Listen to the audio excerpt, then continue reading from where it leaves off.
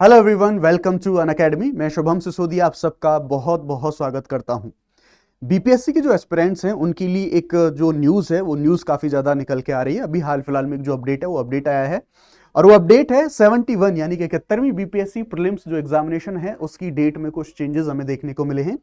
दरअसल दो एग्जामिनेशन की डेट को स्वैप करा गया है, रिप्लेस करा गया है, उसके बारे में न्यूज़ है। दरअसल हम डेट के बारे में तो बात करेंगे ही करेंगे, लेकिन उसके अलावा हम कुछ जो इस समय पर हमें कहां और किन चीजों पर ध्यान देना चाहिए, स्पेशली जिस तरह से बीपीएससी वापस से अपने जो फैक्चुअल वाले पैटर्न पे आया है उन चीजों को ध्यान में रखते हुए इस समय पर सही तरीके से हमें किन चीजों पर फोकस करना चाहिए। क्योंकि प्रीलिम्स एग्जामिनेशन में बड़ा जो कंपटीशन है, बड़ा कंपटीशन देखने को मिलेगा, क्योंकि 4 लाख से ज्यादा जो फॉर्म है इस एग्जामिनेशन के लिए भरे गए हैं। डेफिनेटली नंबर ऑफ पोस्ट भी काफी है, लेकिन यस, नंबर ऑफ फॉर्म भी काफी ज्यादा है। तो प्रीलिम्स एग्जामिनेशन में सबसे टफ जो कंपटीशन है वो होने वाला है, तो उनके बारे में बात करेंगे इस समय पर आपको क्या करना चाहिए। जी हाँ, वैसे भी आप लोग जानते हैं कि आयोग को बिना किसी अपरिहार्य कारण बताया और बिना किसी से रीजन के आयोग कभी भी कुछ भी ऐसे बदलाव कर देता है। तो अगेन ऐसे कुछ बदलाव हमें यहां पर देखने को मिलेंगे। ये नोटिस के बारे में बात करें तो ये ऑफिशियल पेज है, ऑफिशियल वेबसाइट है बीपीएससी की, और जब आप इस पर जाएंगे तो आप देखेंगे यहां पर दो अपडेट आज की डेट में यानी कि 4 तारीख को आपको देखने को मिलेंगे। सेकंड वाला है, यहां पर देखेंगे revise date of integrate 71 combined prelims जो एग्जामिनेशन है, ये एडवर्टाइज नंबर यहां पर इसको इंक्लूड कराया गया है, इसको यहां पर दिया गया है। न्यूज के बारे में बात करें तो बिहार लोक सेवा आयोग ने 71वीं पीटी समेत 2 परीक्षाओं की तारीख बदली है। अब जो पूरी जानकारी है इसके बारे में हमें यहां पर बात करनी है, तो सीधे नोटिस की ओर हम मूव करते हैं जो बीपीएससी के द्वारा इस नोटिस को इश्यू करा गया है।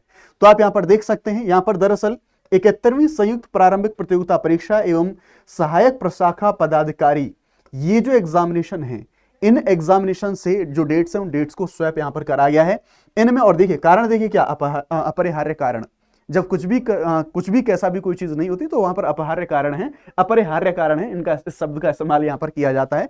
वो कारण कुछ भी हो सकते हैं। आंशिक रूप से परिवर्तन करते हुए पुनः निम्नलिखित तिथि के अनुसार जो परीक्षाएं वो आयोजित करी जाएंगी। देखो, दरअसल पहले हमारी जो पहले की जो संभावित तिथि थी बीपीएससी का जो एग्जामिनेशन प्रीलिम्स होने वाला था वो 10/9/2025 को होने वाला था। अब इसको 13/9/2025 को कर दिया, यानी कि 3 दिन आगे बढ़ा दिया, बस इसमें ऐसा और कुछ बहुत बड़ी बात नहीं है। तो आपकी तैयारी में, आपके ट्रैवलिंग में ऐसा कोई बहुत बड़े नई चीजें होने वाली, और डेफिनेटली अभी तो वो भी समय नहीं कि आप लोगों ने रिजर्वेशन वगैरह कराने पड़े होंगे आपको ना। ये जो पहले 13 तारीख की डेट थी, ये डेट थी, इन दोनों डेट को स्वैप कर दिया गया है। 13 की डेट को यहां पर 10 कर दिया गया, यहां की 10 की डेट को 13 कर दिया गया है। जो अपरिहार्य कारण है वो कारण यहां पर बताए गए हैं आयोग के द्वारा ना। बहुत बड़े बदलाव नहीं है, बस एक छोटी सी सूचना थी। लेकिन जैसा मुझे लगता है, अगर आपने बीपीएससी के, जब डेफिनेटली अगर आप लोग प्रिपेयर कर रहे हैं तो आपने सभी ने पीवाईक्यूज देखे होंगे, और बीपीएससी के जो पैटर्न में जब से ये 69, 70 और 70 का जो री एग्जाम, ये सब सारी चीजें हुई हैं, तब से कुछ जो बदलाव है वो बदलाव देखने को मिले हैं। बीपीएससी पुराने अपने जो फेज था उसमें एंटर कर चुका है। हो सकता है अभी बहुत सारे लोग सिर्फ इसी बार के क्वेश्चन पेपर को देख के सिर्फ फैक्ट के पीछे ही लगे पड़े हों, इस गलती में मत पड़ना, क्योंकि बीपीएससी है, कभी भी आपको चकमा दे सकता है, यहां पर ध्यान रखिएगा। अब मैं कंपटीशन की बात कर रहा था, प्रीलिम्स काफी टफ होने वाला है, इसके बारे में बात कर रहा था।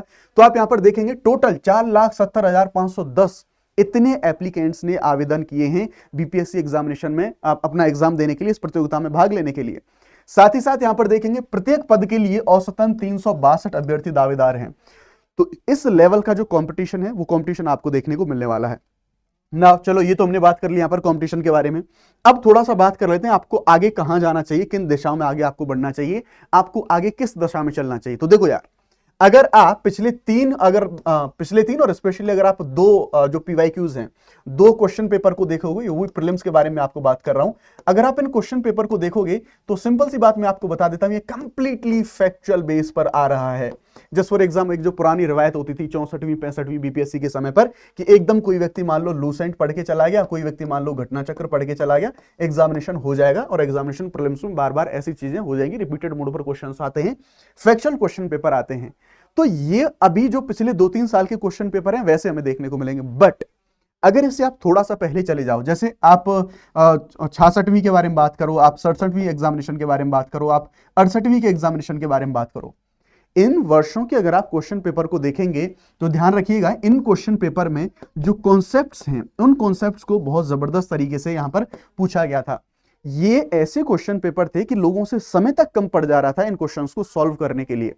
तो आप, मैं ये कहना चाहता हूं, जैसे आपने जो कुछ नए एस्पिरेंट होंगे, उन्होंने बस 1-2-3 साल के ये क्वेश्चन पेपर देखे होंगे, उनको लग रहा होगा बीपीएससी के क्वेश्चन तो बहुत इजी आते हैं, हम उनको टैकल कर लेंगे। बट व्हाट इफ अगर ऐसी कंडीशन आ गई आपके सामने, अभी आपके सामने काफी अच्छा खासा समय है, यानी कि जुलाई अगस्त सितंबर, लगभग आप 3 महीने मान के चलिए, आपके पास 3 महीने हैं, यानी कि 3 माह का समय अभी आपके पास है। तो मैं आप सबसे गुजारिश करना चाहूंगा कि अभी आप अपने आप को फैक्चुअल मोड में मत डालिए अभी आप अपने आप को, ध्यान रखिए अभी अच्छा खासा समय है। तो कॉन्सेप्ट्स के साथ साथ फैक्ट दोनों चीजों को आप लेके चलिएगा। यस, आपका लास्ट का 1 मंथ बचे जब एग्जामिनेशन के लिए, तब आप अपने आप को फैक्चुअल मोड में शिफ्ट कर लेना, सो दैट अगर बाई चांस कोई आपका कॉन्सेप्ट भी है तो भी आप उसको अच्छे से सॉल्व कर ले जाओ। तो ये ध्यान रखना, फैक्चुअल मोड में डालने का मतलब जैसे आपके जो सब्जेक्ट्स हैं जहां से ज्यादा क्वेश्चंस आते हैं उनके आप घटना चक्र वगैरह लगा सकते हैं, क्वेश्चन की प्रैक्टिस कर सकते हैं, एक आध बार आप चाहें तो लूसेंट का रिवीजन भी कर सकते हैं, क्योंकि एक दो बार इस जो 2 बार पेपर आया है, ऐसा 2-3 बार जो पेपर आया है उसको देख के आप फैक्ट को बिल्कुल इग्नोर नहीं कर सकते। लेकिन इसका मतलब ये भी नहीं है आप कॉन्सेप्ट को बिल्कुल भूल जाएंगे, केवल रटंट विद्या पर आप चले जाएंगे, ऐसा बिल्कुल भी पॉसिबल नहीं है और ऐसा बिल्कुल करना भी मत। नाउ अब मैं आपको बताना चाहता हूं, अगर आपने पीवाईक्यू का थोड़ा सा एनालिसिस करा होगा, अगर आपने थोड़े से क्वेश्चन पेपर देखे भी होंगे तो आपकी समझ में आया होगा कि मुझे किन किन एरियाज पर थोड़ा ज्यादा फोकस करना है। तो मैं आपको कुछ ऐसे लो हैंगिंग फ्रूट्स या फिर कोर एरियाज बता देता हूं जिन पर आप अच्छे से फोकस करके अपने क्वेश्चन पेपर को, प्रीलिम्स को आसानी से क्रैक कर सकते हैं। सबसे पहले तो मैं आपको बताना चाहूंगा बिहार जीके, और बहुत सारे लोग बिहार से बाहर के लोग भी इस बीपीएससी के एग्जामिनेशन को देते हैं, तो वो लोग इस बिहार जीके को हल्के में ना लें। बिहार का हिस्ट्री, ज्योग्राफी, पॉलिटी, इकोनॉमी, वो सारी चीजें और साथ ही साथ करंट अफेयर, मतलब बड़े नंबर में क्वेश्चंस आते हैं। साथ ही साथ बिहार जीके का स्टैटिक के साथ साथ करंट अफेयर वाला, और स्पेशली जब हम बात करते हैं इकोनॉमी वाले सेक्शन में आप जाएंगे तो बिहार का जो बजट है, बजट के साथ साथ जो इकोनॉमिक सर्वे है, यहां से सीधे सीधे फैक्ट पूछे जाते हैं। इन चीजों का ध्यान रखिएगा आप कि जैसे मान लो जो ग्रोथ रेट है किस सेक्टर में कितनी रही, फिस्कल डेफिसिट कितना रहा है, जीवीए कितना रहा है, तो वो सारी चीजें हर क्षेत्र की इस तरह से पूछी जाती हैं। ठीक है, तो ये जो डेटा है स्पेशली इकोनॉमिक सर्वे और बजट का, इसको आप अच्छे से, सेंसस वाली जैसी चीजें हैं उनको आप अच्छे से याद करके जाएं, उनको अच्छे से पढ़ के जाएं। तो बिहार जीके पे आपको फोकस करना है, ओवरऑल करंट अफेयर पर आपको फोकस करना है, साइंस को बिल्कुल इग्नोर मत करना, साइंस रहा आपका और हिस्ट्री रहा आपका। ये सब्जेक्ट ऐसे हैं, ये विषय ऐसे हैं जो कि आपको अपने प्रीलिम्स एग्जामिनेशन में, जो जितना टफ कंपटीशन है, 4,70,000 जो एप्लीकेंट्स हैं वो गए हैं, तो एक भीड़ से आगे आपको थोड़ा सा स्मार्ट तरीके से आगे चलना है और आप आगे बढ़ सकते हैं इन सभी मामलों को, इन सभी तरीकों को अपना के ना। तो ये तो रहा आपका बीपीएससी का पूरा मामला। अब जो अनअकैडमी की तरफ से कुछ प्रमुख सूचना है उनके बारे में आपको बताना चाहता हूं। अनअकैडमी सभी सिविल सेवा के अभ्यर्थियों के लिए एक फ्री ऑफ कॉस्ट एक जो हमारा इनिशिएटिव है वो लेके आया है, जिसे हम अनअकैडमी यूपीएससी समिट के नाम से जान रहे हैं।